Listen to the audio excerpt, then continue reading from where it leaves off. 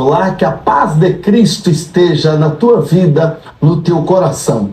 Eu também quero enviar saudações do nosso presidente da convenção, pastor Arnaldo Candeias, e bem como também saudações de todos os membros da mesa diretora.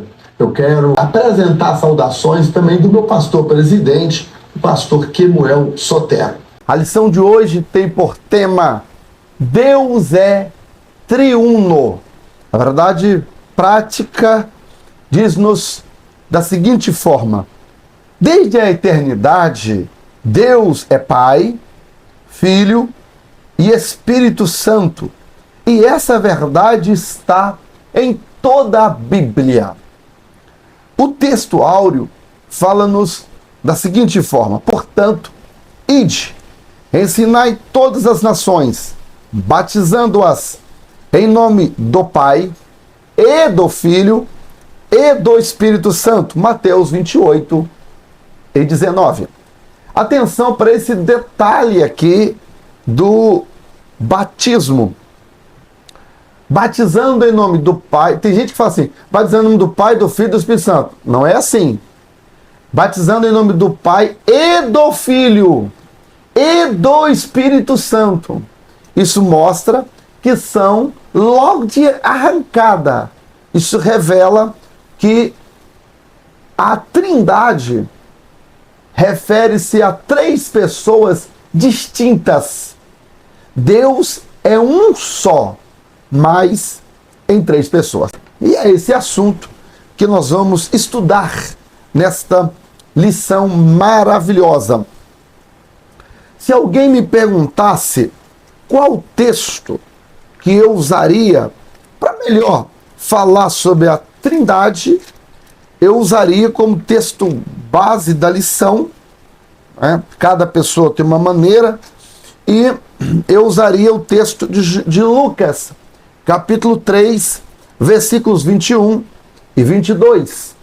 Eu entendo que nesse texto é o melhor texto para falar sobre a Trindade. Por quê? A Trindade, ela, aqui nesse texto, embora a palavra Trindade não aparece na Bíblia, essa palavra Trindade ela não está na Bíblia. Mas nós vemos o Deus triuno, se revelando, como diz o texto áureo, em toda a Bíblia. Nós vamos falar um pouco sobre isto. Mas para mim o melhor texto é realmente Lucas 3, 21 e 22, que diz assim: e aconteceu que, como todo o povo se batizava, sendo batizado também Jesus, orando ele, o céu se abriu, e o Espírito Santo desceu sobre ele em uma forma corpórea, como de uma pomba. E ouviu-se uma voz do céu que dizia: este é meu filho amado, em quem eu tenho comprazido, ou em quem eu tenho prazer. Aqui nós vemos as três pessoas da divindade, cada uma fazendo uma coisa. Primeiro, nós temos aqui Jesus em carne no Rio Jordão, ali ele sendo batizado. Ali estava uma das pessoas da divindade, estava Jesus. Jesus foi mergulhado na água. Quando Jesus é tirado da água, né? Aí vem o Espírito Santo em uma forma corpórea de uma pomba. Aí já são duas pessoas. Jesus sendo batizado, agora o Espírito Santo pousa sobre Jesus em forma corpórea de uma pomba. Mas aí aparece a terceira pessoa, Jesus na terra, o Espírito Santo ali em forma corpórea de uma pomba, mas lá do céu ouve-se uma voz. Todas as pessoas ali ouviram aquela voz audível, dizendo: este é meu filho amado. Olha, quem tem filho, logo é pai. Então, do céu, manifesta a pessoa do pai, o filho estava sendo batizado, e agora o Espírito Santo, a terceira pessoa, pousa sobre Jesus, mostrando cada uma das pessoas da divindade cada um fazendo uma coisa. Portanto, Não dá para dizer que só temos uma pessoa e que no Antigo Testamento essa pessoa vestia-se a roupa de pai, que depois passou a vestir a roupa de filho e que depois passou a vestir a roupa do Espírito Santo, como um ator que faz 3 papéis. Não dá para admitir uma coisa dessas. Por quê? Porque a Bíblia não admite tal heresia. Por quê? Acabei de ler o texto que mostra as 3 pessoas no batismo de Jesus em Lucas 3, 21 e 22, cada uma fazendo uma coisa diferente. Claro, a doutrina da Trindade, ela é uma doutrina complexa. Por quê? São 3 pessoas, mas é um só Deus. E aí agora nós vamos explicar. Vem comigo, se você está gostando desse comentário, se você gosta dessas nossas aulas, por favor, mesmo que você não goste, se você acha que tem alguns defeitos, algumas coisas a melhorar, por gentileza, entra aí no meu chat, dá o seu joinha ou comente. Comente aí, por favor. Você que está gostando, mais ainda, comente, não deixe de comentar, porque cada comentário, o YouTube entende que esse conteúdo é relevante. E então o próprio YouTube manda para milhares de pessoas. E assim o Evangelho chega mais longe. Combinado? Muito bem. Quando nós falamos sobre a doutrina da Trindade, no ponto 1 na nossa lição, está logo aí. Como a Bíblia apresenta a Santíssima Trindade? A primeira coisa que nós encontramos aqui na Bíblia é que, bom, já falei que a palavra Trindade, ela não aparece na Bíblia, mas nós vemos Deus agindo em mais de uma pessoa. O próprio Deus agindo em mais de uma pessoa. Nós temos aqui, por exemplo, para começar, temos aqui Gênesis capítulo 1, está escrito assim, versículo 26. E disse Deus, Gênesis 1, 26, e disse Deus, façamos o homem à nossa imagem, conforme a nossa semelhança. Logo aqui nós temos Deus, disse Deus, não é deuses, Deus, façamos. Então nós temos aqui um Deus em 3 pessoas trabalhando na criatura do homem. Depois, logo em Gênesis 1 e 1, no princípio criou Deus o céu e a terra. Esse texto no original está assim, Bereshit bara Elohim. O nome Elohim, esta palavra Elohim tem a última letra, a letra M, que significa, todas as vezes na gramática hebraica, quando o M está no final da palavra, aquela palavra está no plural. Como, por exemplo, no português é o S. Cadeira, cadeiras. O S diz que a cadeira está no plural, cadeiras. Mesa, mesas. O S no final está no plural, as mesas. No hebraico é a letra M. Então, no princípio, criou, o verbo bará, criou, aí fala Elohim. Elohim significa Deus, mas no plural. Então, como é que é isso, Deus no plural? Deus criou, não é deuses, Deus criou, mas Deus com uma palavra hebraica denotando pluralidade. O que é isso? É a revelação da Trindade até nos originais. E detalhe, logo no primeiro versículo da Bíblia. Depois aparece Gênesis 1 e 26. Depois nós temos aqui em Gênesis 11, quando do episódio aqui da Torre de Babel, né? Gênesis 11 está escrito assim, e aconteceu, versículo 2, e aconteceu que, partindo eles do Oriente, acharam um vale na terra de Sinear, e habitaram ali, e disseram uns aos outros, ei, façamos tijolo e tal, e desceram, e eles edificaram uma cidade. Agora, versículo 5, então desceu o Senhor para ver a cidade. Versículo 7.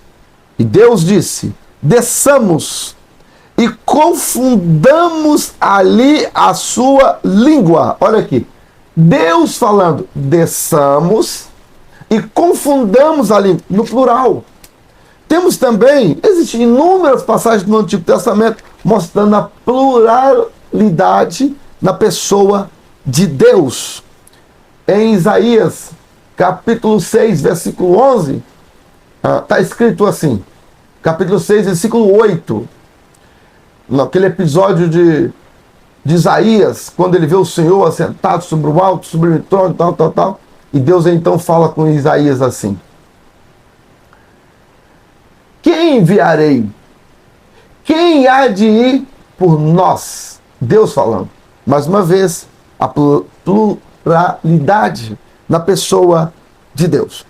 Bem, quando nós olhamos para o ponto C, que é ainda no ponto 1, né, da nossa lição, nós temos aqui monoteísmo bíblico. A Bíblia, embora o Deus da Bíblia, ele é o Deus triuno, 3 pessoas, mas um só Deus, não significa dizer o fato de ser 3 pessoas que são 3 deuses. Não. A Bíblia, ela é monogâmica, ou seja, ela só revela um Deus. Só um Deus, não são 3 deuses. Um Deus, mas em 3 pessoas. A pessoa do Pai, a pessoa do Filho e a pessoa do Espírito Santo.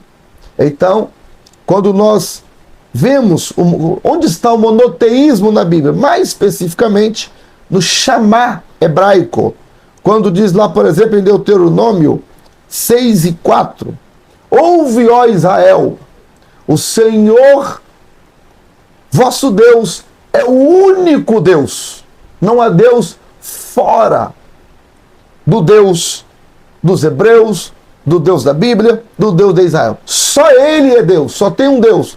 Mas esse Deus, que é um só Deus, ele revela-se em 3 pessoas.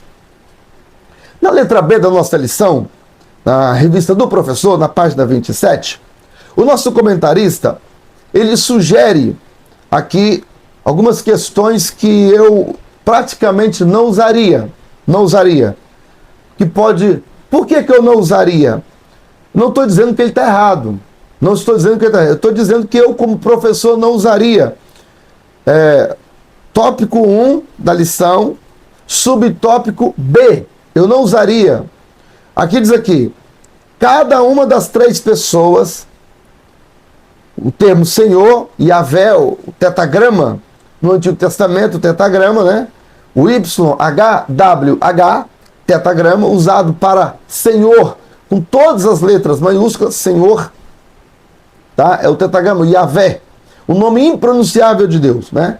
Então ele usa aqui que o Yahvé, o tetagrama, que aparece sozinho para o Pai, aparece sozinho para o Filho, e o mesmo Yahvé, o tetagrama, aparece sozinho para o Espírito Santo. E ele cita alguns textos aqui. Não estou dizendo que está errado, estou dizendo que eu não usaria, porque esses textos não são tão claros. Não são tão claros. Então, eu usaria outros textos que vou agora citar.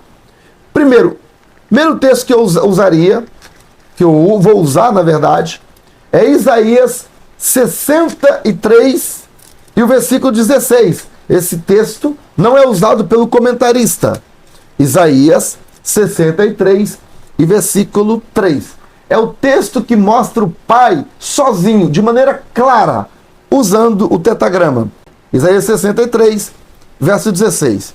Mas tu és o nosso Pai, ainda que Abraão nos não conhece, e Israel não nos conhece.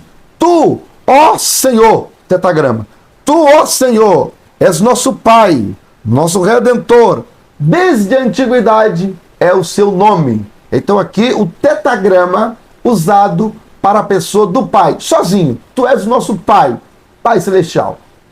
Depois, nós temos esse mesmo tetagrama aqui para a pessoa de Jesus, o Filho. Isaías 44, versículo 6. Assim diz o Senhor, o tetagrama, Senhor, tetagrama, Rei de Israel, o seu Redentor, o Senhor dos exércitos. Eu sou o primeiro e eu sou o último. Fora de mim não há Deus. Então, aqui, mas onde é que está falando que é Jesus aqui? Note, eu sou o primeiro e o último. Essa expressão, eu sou o primeiro e o último, fora de mim não há Deus. Essa expressão só é aplicada na Bíblia para Jesus. A expressão eu sou o primeiro e o último é aplicado na Bíblia só para Jesus. Me mostra. Sim, vou mostrar. Apocalipse, capítulo 1. Lá diz que eu sou o primeiro e o último. E esse primeiro e o último, não há Deus fora dele. Dele quem? O primeiro e o último. E esse primeiro e o último é o tetagrama. Isaías. Esse tetagrama, ele é mostrado para o pai, e agora o mesmo tetagrama, o mesmo ser é mostrado para o filho. Eu disse Apocalipse capítulo 1, agora mostra o tetagrama usado para o filho. Apocalipse capítulo 1, versículo 17. E quando vi, caí aos seus pés como morto, e ele pôs sobre mim a sua destra, dizendo, não temas, eu sou o primeiro e o último. O que vive foi morto. Veja, primeiro e o último foi morto.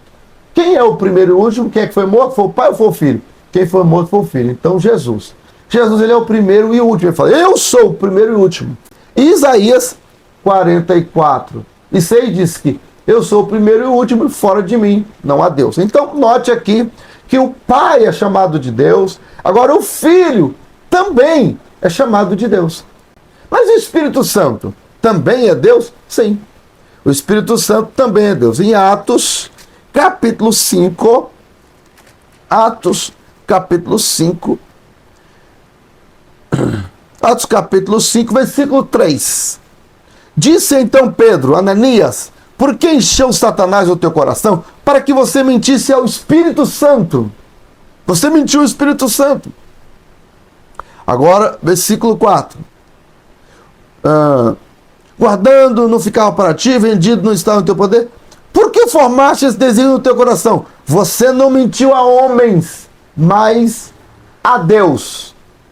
Por que você mentiu ao Espírito Santo? Você não mentiu para homens, você mentiu a Deus.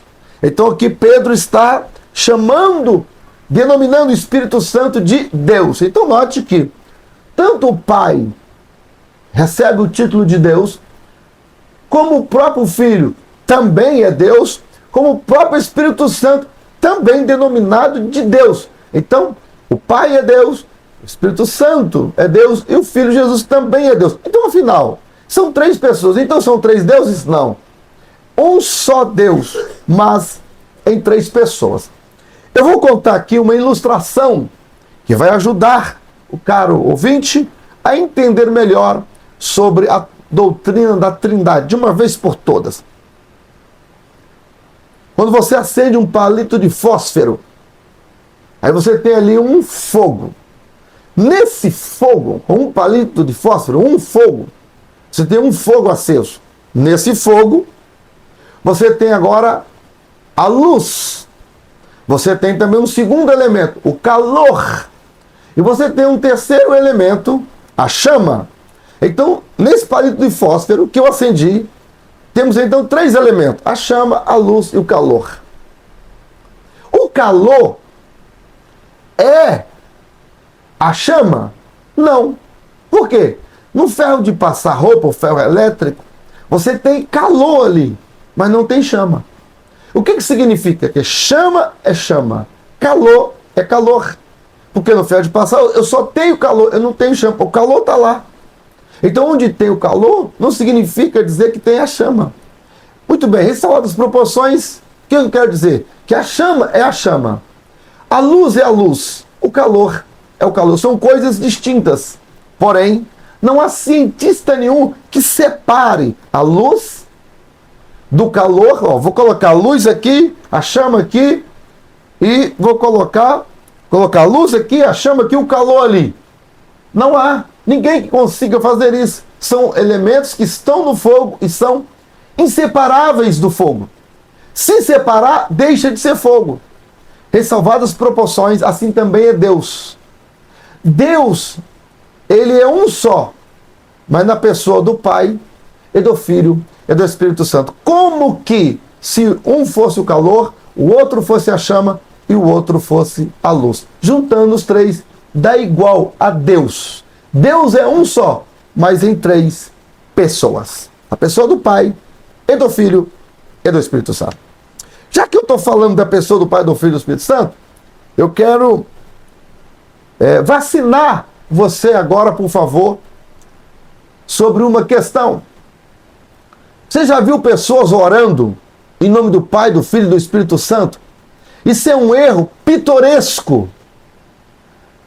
Eu acredito, só mesmo novos convertidos, mesmo assim, quando não são instruídos, é que cometem essa aberração. No entanto, eu já vi pastores, presbíteros, quando vão orar, oram, aí quando vai terminar fala, assim, ó Deus, eu te peço em nome do Pai, ou em nome do Filho, ou em nome do Espírito Santo.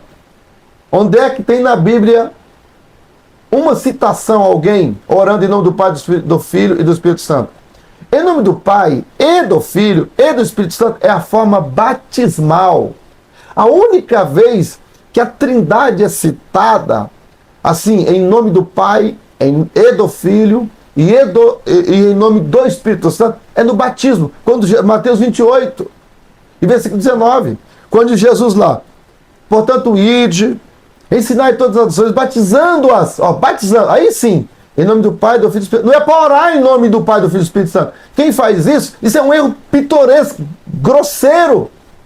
Isso é analfabetismo teológico.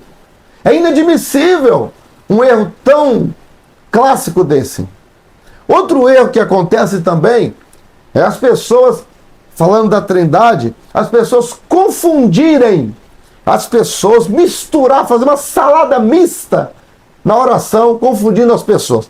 A pessoa começa orando assim, querido Jesus, eu quero pedir ao Senhor, Pai, porque, Pai, o Senhor deu, eu fui comprado pelo seu sangue, Pai. Pai, comprado pelo seu sangue, Pai. Aí a pessoa continua fazendo salada mista. Eu quero te pedir, Pai, que abençoe o teu servo, Espírito Santo, que, Pai, que abençoe, Pai, porque o teu sangue, Pai, o Senhor comprou o teu filho, porque o Espírito Santo, o Senhor... Aí faz aquela misturada, aquela salada mista, aquela aberração, aquela coisa que chega a doer os ouvidos da gente. Eu conheço muitas pessoas que cometem esse erro pitoresco. Então, quando você for orar, compreenda a quem você está pedindo. Você vai pedir ao Pai? Pai Celestial. Com o Pai que você está falando. Pai, abençoa o teu servo. Pai Celeste, abençoa, meu Deus, a irmã fulana, o irmão ciclano, a igreja tal. Pai, abençoa nessa viagem. Pai, eu peço ao Senhor, Pai Celeste, em nome de Jesus. Aí eu quero orar ao Senhor Jesus. Não tem problema. Senhor Jesus, meu Deus, eu te peço que o Senhor me abençoe, querido Jesus, e assim eu oro no teu nome. Pronto! Agora, você não pode fazer uma mistura com as pessoas, porque uma pessoa é o Pai, outra pessoa é o Filho, outra pessoa é o Espírito Santo. São pessoas distintas, porém, com a mesma essência. Isso é a Trindade. A Trindade são três pessoas com a mesma essência. Com a mesma essência. A Trindade ela é revelada no Antigo e no Novo Testamento. Nós temos aqui, ainda no ponto 1 da nossa lição, a Trindade nos credos. Nos credos. Quando foi que começou?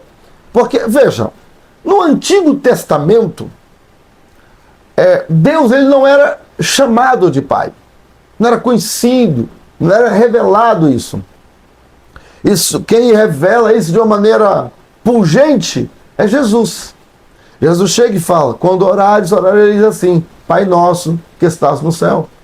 O próprio Jesus sempre se dirigia ao Pai, falando, Pai Celestial. E agora ele, o próprio Jesus, o Filho, estava ali sendo revelado.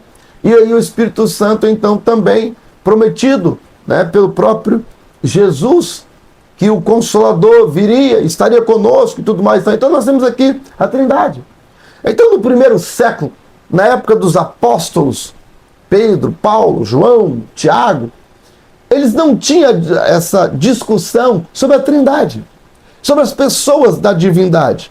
Mas, depois do primeiro século, começou a haver essa necessidade. Quando é que começou? Começou por um homem chamado Ário, um diácono chamado Ário, um cristão. E Ário dizia que o Espírito Santo não era Deus. Ele dizia também que Jesus não era Deus. Ele negava a divindade de Jesus, que Jesus era o Filho de Deus. O Ário, aí surgiu o arianismo. Ele dizia que Jesus não tinha os mesmos poderes que o Pai. Então ele negava a divindade de Jesus, e ele negava também a existência do Espírito Santo como uma pessoa. Então, em 325, no Concílio de Nicéia, depois de debater o assunto, ali é aprovado pela primeira vez a palavra Trindade. Foi o que aconteceu? Foi o reconhecimento de que tanto o Pai, quanto o Filho, como o Espírito Santo, eles têm a mesma essência. Não foram criados. Um não é mais e nem menos do que o outro. Todos os poderes que um tem, o outro também tem. Todos os poderes que o Pai tem, o Filho tem, o Espírito Santo também tem. Tanto o Pai é onipotente, onipresente, onisciente, o Filho e o Espírito Santo também. Nem o Pai, nem o Filho, nem o próprio Espírito Santo foram criados, ninguém foi criado. Então, ambos têm o mesmo. Entende? Por isso que João falou, no princípio era o Verbo estava com Deus. Todas as coisas foram feitas por ele, sem ele nada do que foi feito se fez, por causa disso. Então ali surge a Trindade. Aí surge. A Trindade, ela foi reafirmada também no Concílio de Constantinopla, em 381. Primeira vez, 325. Depois, em 381, novamente reafirmado, combatendo a heresia do arianismo, que tentava negar a existência tanto da deidade de Jesus como da pessoa do Espírito Santo. Ainda hoje, essa heresia ainda anda por aí, mais especificamente numa denominação chamada Testemunho de Jeová. Eles negam que Jesus é Deus e eles também negam a pessoa do Espírito Santo. O Espírito Santo é uma pessoa. O que é uma pessoa? Pessoa é um ser que fala, pensa, sente, tem vontade própria. Então, esses atributos são atributos de uma pessoa. Em Atos capítulo 13, diz assim, na igreja que estava em Antioquia, tinha uns profetas, mestres e tal, jejuando e orando aqueles irmãos, disse o Espírito Santo, apartai-me a Saulo e a Barnabé para uma obra que eu os tenho chamado. Ó, o Espírito Santo chama, escolhe. Efésios 4:30, o Espírito Santo ali, a Bíblia mostra que ele se entristece. Efésios 4:30, não entristeçais o Espírito Santo, o qual foste selado. Então, ele se entristece, ele tem sentimento, né? O Espírito Santo. Então, assim nós vemos, ele consola, ele fala, ele escolhe. Então, a Bíblia mostra características pessoais do Espírito Santo. Então, o Espírito Santo, ele é a terceira pessoa da Trindade ou da divindade. Ok? Muito bem, então é nessa época aí que surge, a partir do ano 325, né, com o surgimento da heresia ariana, é que surge então a necessidade de provar, né, e de refutar, de combater a heresia ariana, e então surge a palavra, o termo Trindade. Muito bem. No ponto 2 da nossa lição está assim, heresias contra a doutrina da Trindade. Surgiu então o que se chama de unicismo. Aqui tem duas palavras, unicismo e unitarismo. Qual a diferença entre unicismo e unitarismo? Unicismo tem mais a ver com essas denominações que acreditam nos dons espirituais, mas negam a Trindade. Então, para eles, para o unicismo, eles acreditam nos dons, mas eles negam a Trindade. Então, para eles, o Pai, ele vestiu a roupa de pai no Antigo Testamento, aí ele vai como um ator, que vai lá e troca de roupa, e a mesma pessoa vem agora como Jesus, o Filho. Depois essa mesma pessoa vai lá, até das cortinas, troca de roupa e volta com a roupa do Espírito Santo. Mas acredita nos dons de curar, falar em línguas. Então isso aqui é o unicismo. Eles negam a Trindade. E o unitarismo? O unitarismo também nega a Trindade, mas eles não acreditam nos dons. Então por isso é chamado de unitarismo. Tá? Entre as religiões chamadas de unicismo está a Voz da Verdade. É uma denominação chamada de Voz da Verdade. Eles têm vários louvores aí. Eu até quero adiantar aqui um assunto. Em maio de 2023, na Convenção Geral em Novo Hamburgo, Rio Grande do Sul, foi feito um tratado para não cantar. Eu tenho esse tratado, se alguém quiser pode me chamar no privado, eu envio em PDF para você. Lá foi tratado para não se cantar em todas as igrejas Assembleias de Deus no Brasil, não se cantar em canções dessa seita, Voz da Verdade. Eles negam a Trindade. E algumas canções deles são muito complicadas. Por exemplo, tem uma canção dessa seita da Voz da Verdade que é assim: além do rio azul.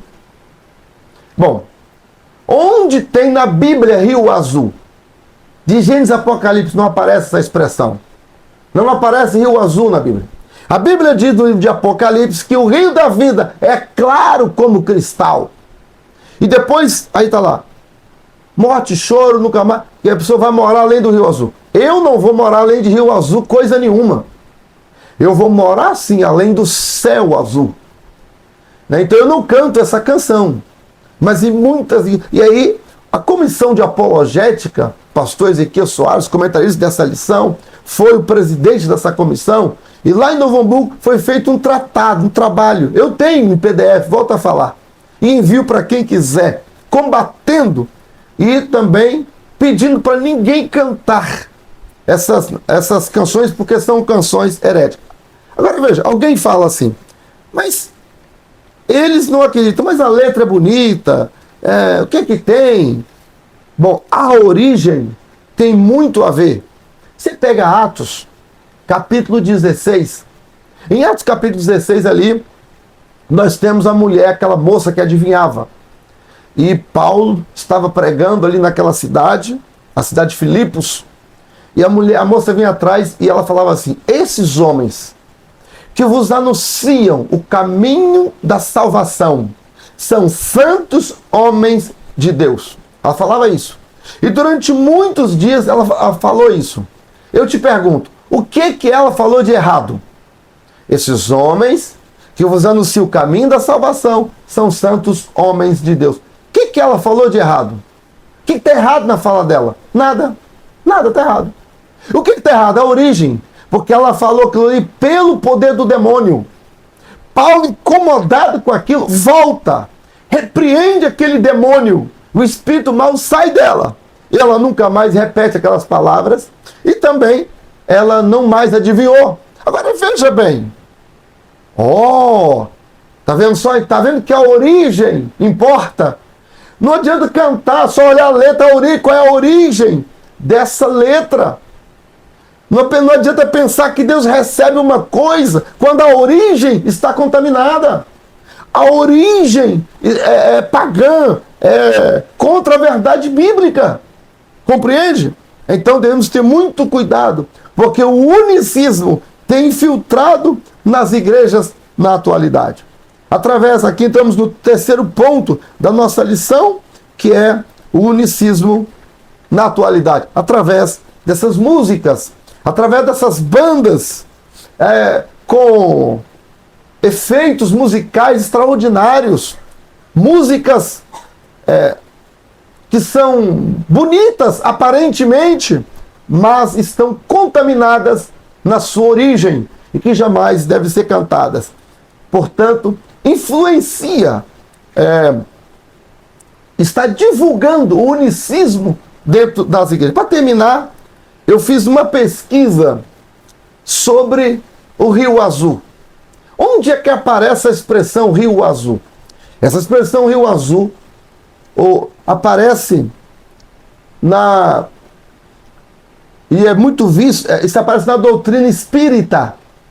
Porque, veja, no final de ano, as pessoas vão à praia azul, no mar azul, e fazem despachos. Os despachos a Iemanjá não são colocados em rios, e sim na praia, no mar azul. Por quê? Porque na doutrina espírita, além do rio azul, além do mar azul, moram os demônios mentores. Por isso o despacho para lá. Porque acredita-se que os demônios guias, mentores, receberão os pedidos e trará resposta a essas pessoas. E eles moram além do Rio Azul. Então, eu não estou dizendo que a pessoa que fez a música Voz da Verdade estava pensando nisso, mas eu não, como eles são unicistas, não creem na mesma coisa que a gente, me soa muito estranho alguém colocar uma coisa dessa numa letra para cantar dentro da igreja. De onde ele tirou o Rio Azul? Uma vez que a Bíblia diz que o rio da vida é claro como cristal. De onde ele tirou? A doutrina espírita é clara. Além do Rio Azul estão os demônios mentores. A Bíblia, nós estamos estudando sobre heresias. O apóstolo Pedro, na sua segunda carta, diz que nos últimos dias apresentarão doutrinas, heresias encobertas, heresias de perdição. E é assim que os ensinamentos errados vão infiltrando ocultamente dentro da igreja. Nós devemos combater essas heresias. Então, eu termino essa lição orando a Deus e pedindo a você que, por favor, converse com o seu pastor, converse com o seu líder, com o grupo de louvor da sua igreja, com os conjuntos. Pelo amor de Deus, não cante essas heresias desse conjunto, dessa seita Voz da Verdade, na igreja onde nós servimos ao Senhor. Protejamos o rebanho do Senhor e não deixemos disseminar essas heresias em nossa igreja. Que o Senhor nos guarde e que Deus te abençoe. Até a nossa próxima aula, se Deus quiser.